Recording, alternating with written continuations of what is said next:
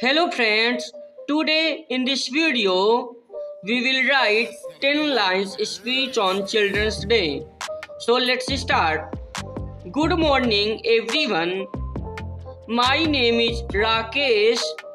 Today is 14th November. I wish you all a very happy Children's Day. Today is the birthday of Pandit Jawaharlal Nehru. Today we celebrate the joy, innocence, and potential of every child. Let's remember the words of Chacha Nehru, who loved children very much. Let's create a world where every child can dream, learn, and grow.